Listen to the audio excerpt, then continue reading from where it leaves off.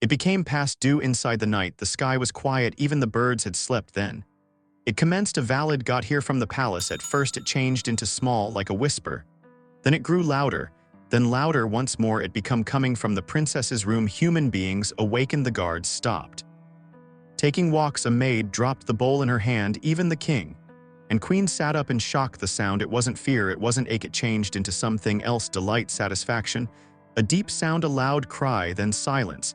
Then it came once more, louder than earlier. Then people started asking questions. What's taking place? Is the princess all proper? Who's together with her? But nobody had a solution. But the sound turned into clean and sturdy and extraordinary. Villagers near the palace came out of their homes. Some covered their mouths, a few simply stared on the palace windows. That sound, it got here from her, the same princess who never smiled at love. What happened in that room? What made her cry out like that? Nobody knew, but one aspect changed into clean. Something had modified. And the entire country felt it. Simply 3 months earlier than this fateful night, the village of Untouchable turned into a place of peace. Green timber danced whilst the wind blew. Birds sang every morning. The sun touched each rooftop door. It had fallen in love with the land. The people had been happy. There was always enough meals. The marketplace changed into full laughter lived there. But what made Untouchable truly shine became Princess Chica. She was the simplest toddler of King Okena and Queen Adana, and she or he changed into the maximum lovely lady the village had ever seen. Her splendor became not loud. It turned into quiet, however strong. Her skin glowed like she bathed in honey and moonlight. Her eyes had been sharp, calm, and deep. Her lips have been tender, but not often smiled. Her steps were sluggish and complete of pleasure, like the floor itself waited for her toes when she exceeded through the marketplace. Even antique guys forgot what they got here to buy. Young guys stood straighter, seeking to catch her eye. However, she by no means looked at everyone for too lengthy. She failed to should speak to be observed. She became acknowledged, and she or he knew it. Her beauty made her powerful, but her pleasure made her untouchable. From the time she became 18, suitors started to come back, the most powerful hunters in Untouchable came first, then came wealthy investors with gold and cloth. After that, clever guys from different villages with books, goats, and promises of kingdoms. But one by one she rejected them all. Now and again she stated no with silence. On occasion she laughed of their faces, other times she honestly said, "You aren't enough." The number grew 5, 10, 20, 47 men had come, and 47 guys had gone. The villagers began to talk. They always do. She will grow antique in that palace. Perhaps her womb is locked, maybe a spirit sleeps in her frame, or perhaps she is cursed. However, Chica failed to care. She walked via the village, along with her head excessive, carrying the finest wrappers and beads. She looked at everybody as if she should see through their thoughts. No man dared contact her. Even the bravest ones could not keep her gaze for long. One evening, the king called her into his chamber. The sky outside became pink. The crickets had started out to sing. He became seated, worn out, rubbing his arms. "My daughter," he stated softly, "the time has come." Chica stood in the front of him instantly and calm. "You have got turned down each man. You have made their households irritated. The chiefs are worried. The dominion waits. Why might not you select a person?" Chica checked out him with regular eyes. "Because none of them deserve me," she said. "They bring about riches, electricity, and good names," he said. "What extra do you need?" Chica seemed away. Her voice became gentle. "But company. I want a man who will no longer fall to his knees. Just because I am a princess, I want a man who isn't moved with the aid of splendor, presence, or electricity.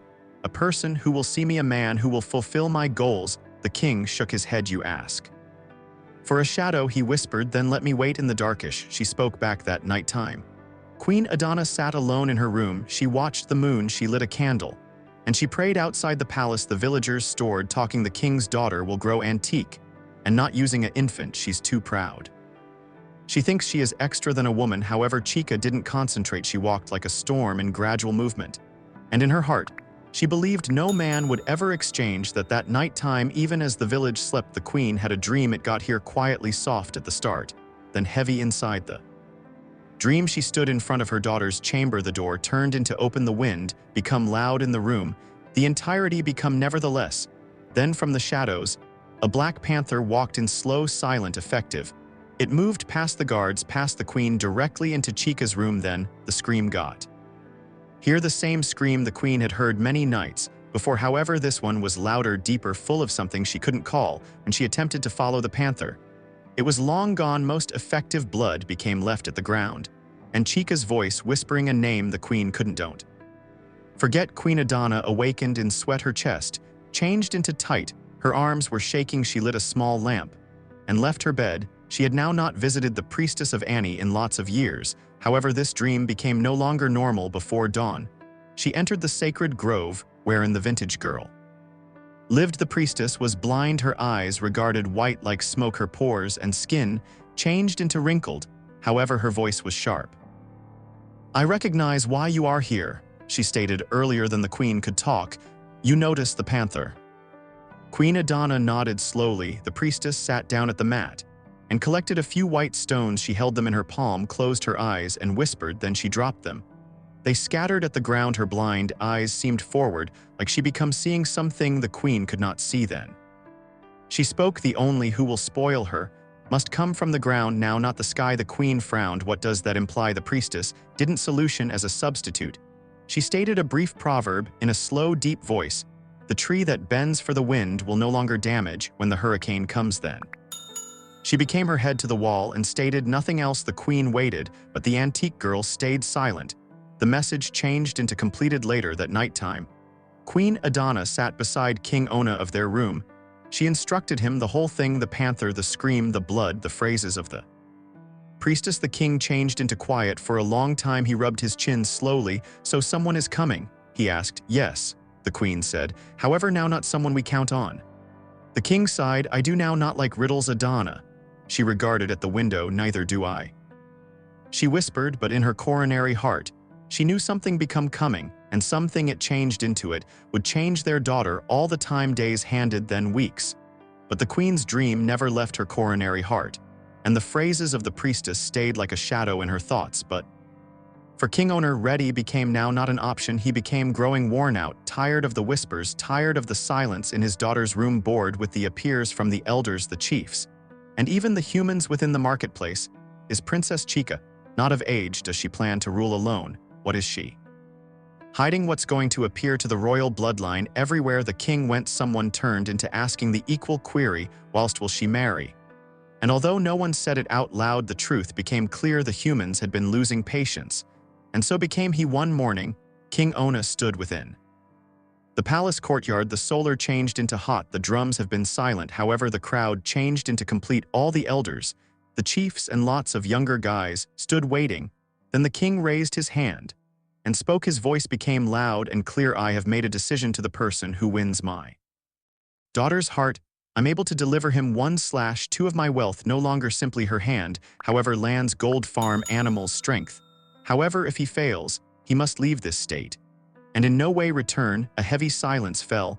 No person moved. Then one elder advanced. His voice shook a little. "My king, that is a critical count number." Some other elder said, "Is the princess aware of this?" The king's face becomes strong. "She does not need to be. If a person can attain her coronary heart, he may have my blessing." The elders commenced to murmur. They have been shaken. This isn't simply marriage. This is conflict. This offer will call men from every nook of the land. This could deliver threat. But even as the elders whispered in worry, the young men of Umanachie were already smiling. A few were laughing. Some had been shaking hands.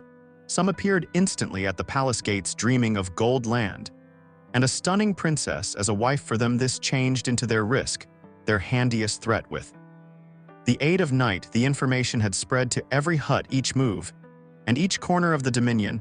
The hunt for Princess Chica's heart had all started. And even though the solar had set, the kingdom waited in silence, because no one knew what changed into approximately to enter through those gates. The king's phrases spread like hearth, first to the rims of Umachi, then to the rivers that touched other lands. Soon each neighboring village had heard the information. King Ona will deliver 1/2 his wealth to the person who wins the princess's heart. Young guys packed their bags. Antique guys prayed for their sons. And in order that they got here, a parade of suitors, the primary to arrive, became a wealthy dealer from Oblu. He got here with 5 carts of yam silk and fragrance. His voice was smooth, his smile wide. He stood earlier than the princess and stated, "Marry me and I will wrap you in gold." Princess Chica looked him up and down, then she said, "Your breath smells like greed." The hall went silent. The traitor turned pink with disgrace and left without a phrase. Next came a warrior from Abani. He changed into sturdy, his chest bare scars on his palms. He raised his spear and shouted, "No man has crushed me in war. Let me fight to your love." Chica leaned forward. She smiled softly, then stated, "So that you can kill for love, however, can you kneel for it?" The warrior's face dropped. The chiefs looked away.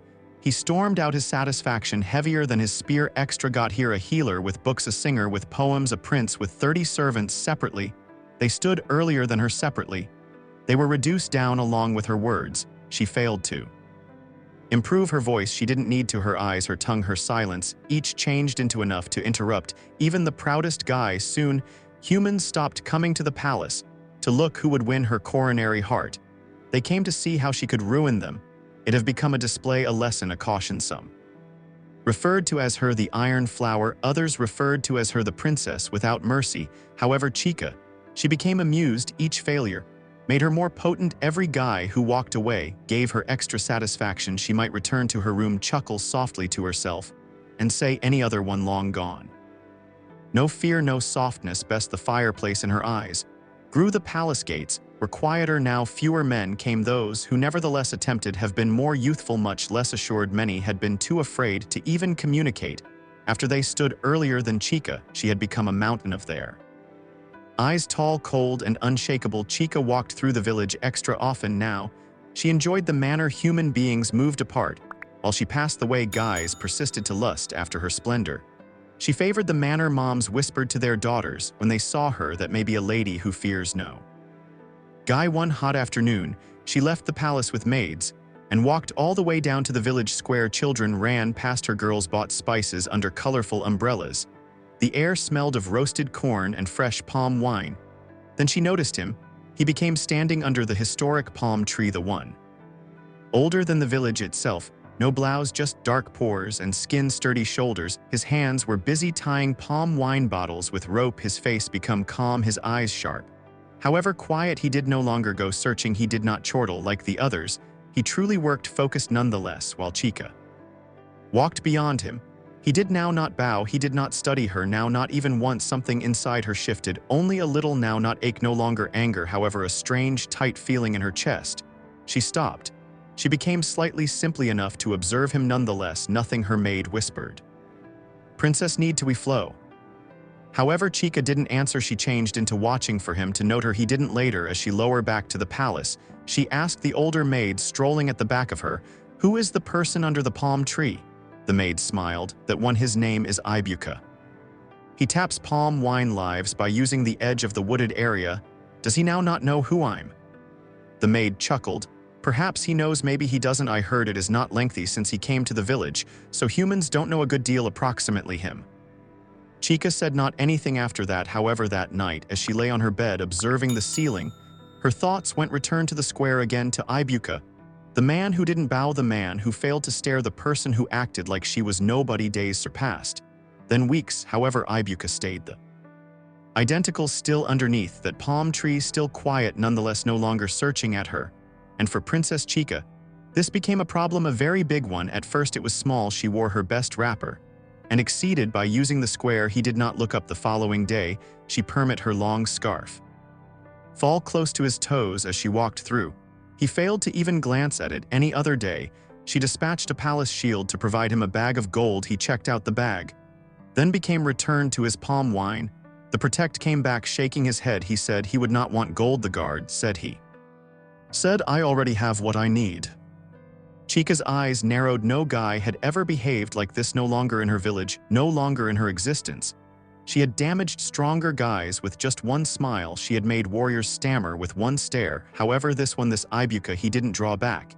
He failed to chase extra like he did not care, and the greater he ignored her, the extra her chest burned.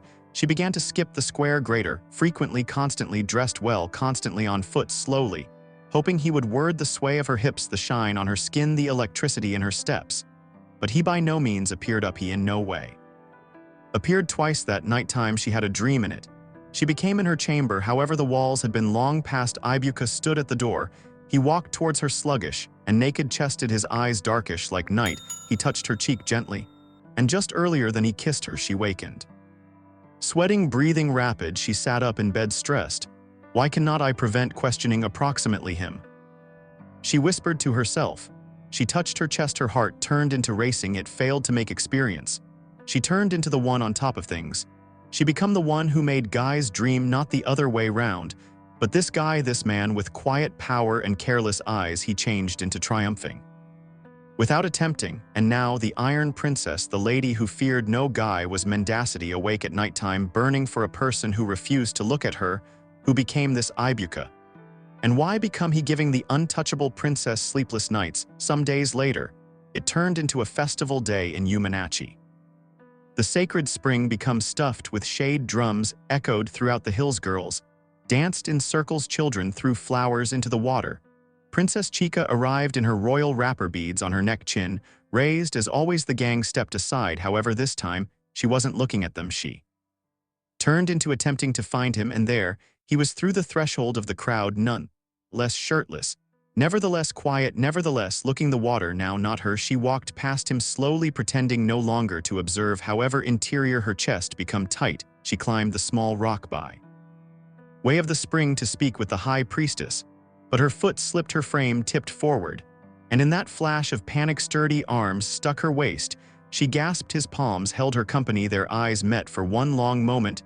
No one else existed, no music, no dancers, no crowd, simplest Ibuka's eyes, simplest his fingers on her frame, handiest the thunder pounding in her chest. He didn't smile, he didn't communicate, he just held her, then gently he allowed move and walked away. Chika stood there breathless, her heart become beating like a drum. People clapped, questioning she were saved, but something else had passed off. He had touched her, and that unmarried touch had set something free internal her. That night, she sat on the brink of her bed. No laughter, no pleasure, simply silence. She saved seeing his eyes, she stored remembering his hands. And she or he hated how a lot she desired greater. She called her maids, then informed them to leave. She locked the door, stared on the moonlight at the floor, and whispered his call underneath her breath. Ibuka again, Ibuka like a mystery. She could not manipulate like a fire. She couldn't positioned out, her fingers have been sweaty, her body stressed for the first time in her life.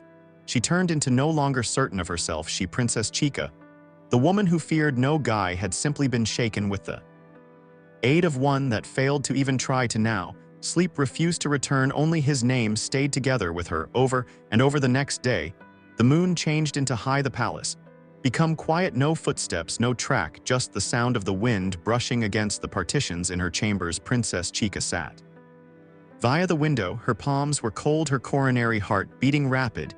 She had made a desire, a formidable, dangerous, scandalous desire she had dispatched for Ibuka. He came, no guards stopped him, no words were spoken. He walked through the empty hallway like he belonged there, just like the palace had always recognized him. Chika stood by her door, dressed in a simple wrapper, no jewels, no crown, just skin and silence. She opened the door, he stepped in and closed it at the back of him. Stand there, she stated softly, pointing. But he didn't. He walked closer, no longer fast, not slow, simply certain. He stood before her, so near she should experience his breath. Then he whispered, "You don't want energy, you need to be seen. You wear a crown, but you've in no way tasted. Give up. I came now not for the throne, but in your heart."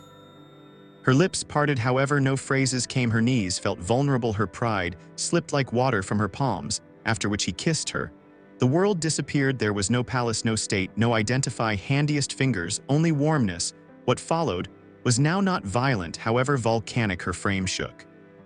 The bed creaked with ancient rhythm, her moans crammed the room like song.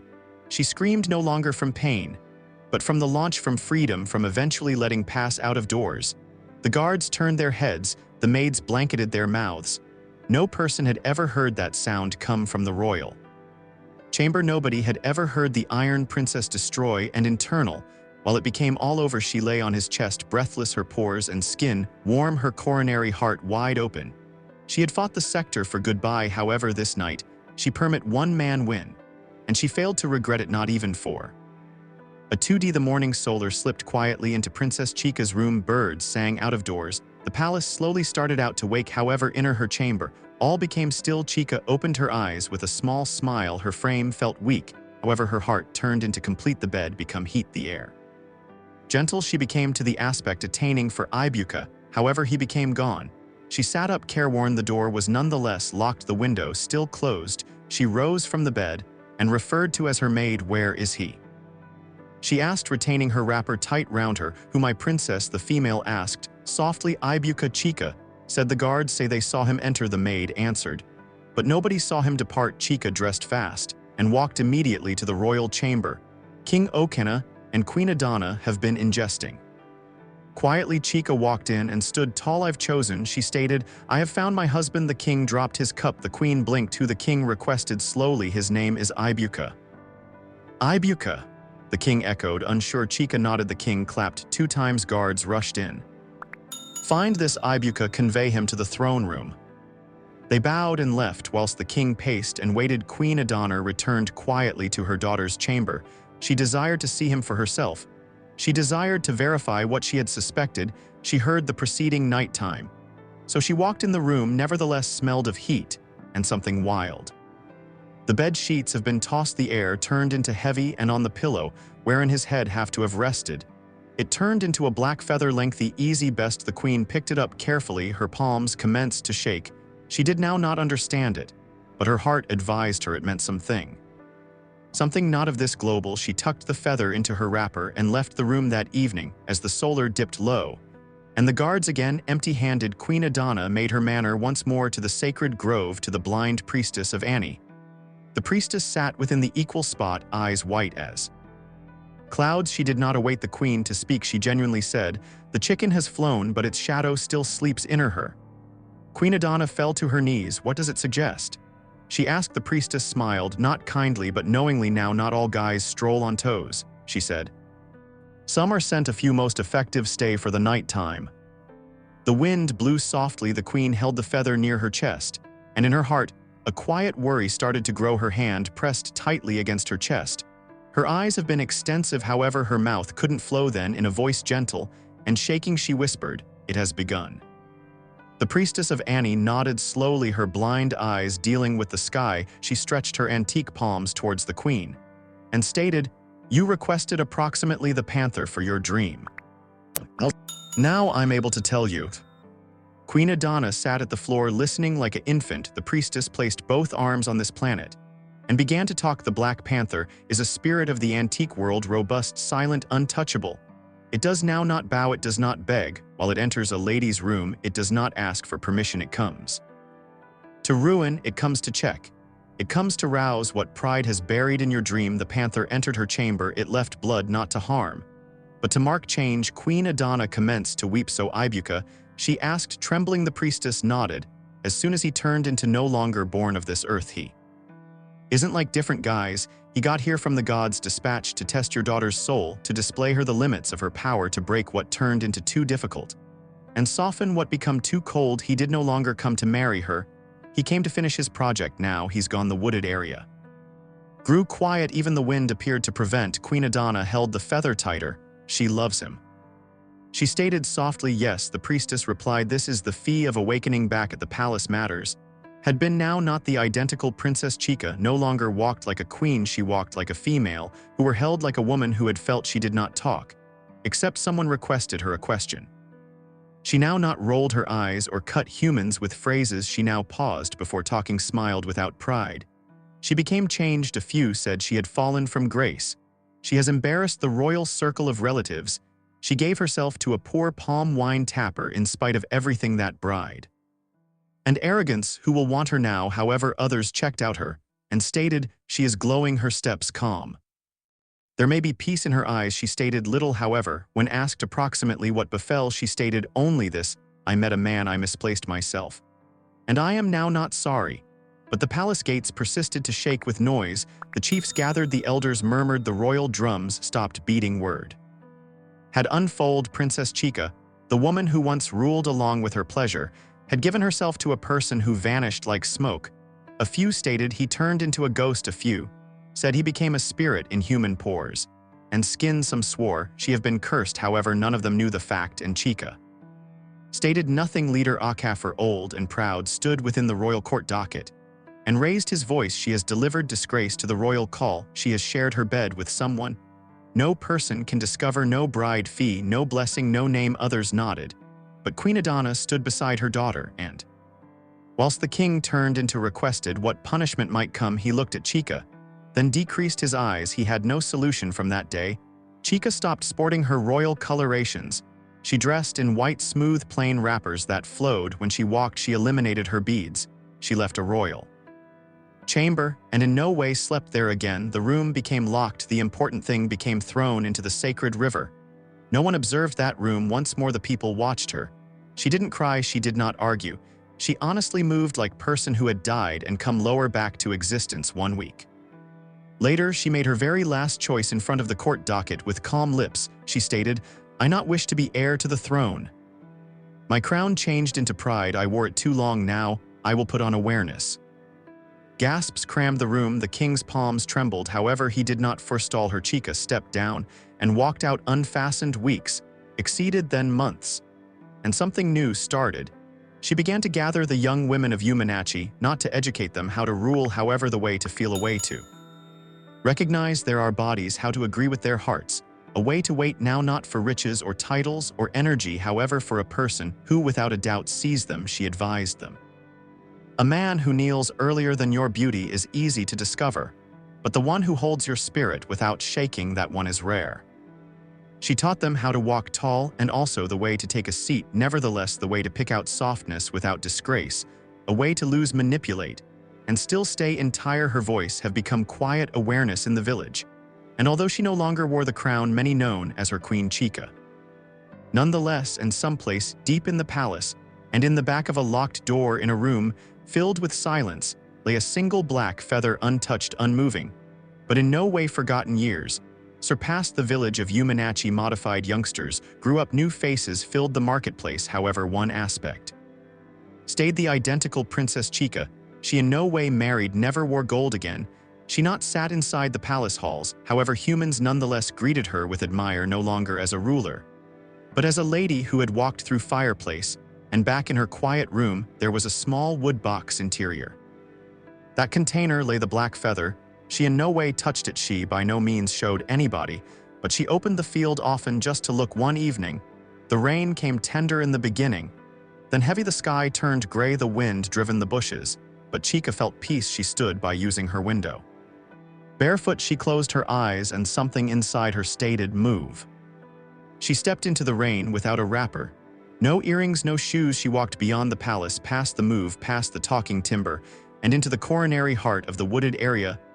There below the historical palm tree was a person older, nonetheless silent. His chest bare, his eyes calm. Ibuka he did now not pass. However, he checked out her. This time he regarded and smiled. Chica fell to her knees, not as a princess, no longer as a female with strength, but as a lady reborn. The rain soaked her hair. Her again, her FT. She didn't care. She changed into domestic.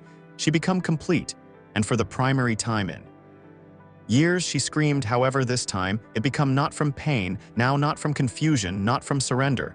It became from pleasure. She crawled into his palms, held his face with shaking fingers, and whispered through her tears, "I knew you'll come again to me."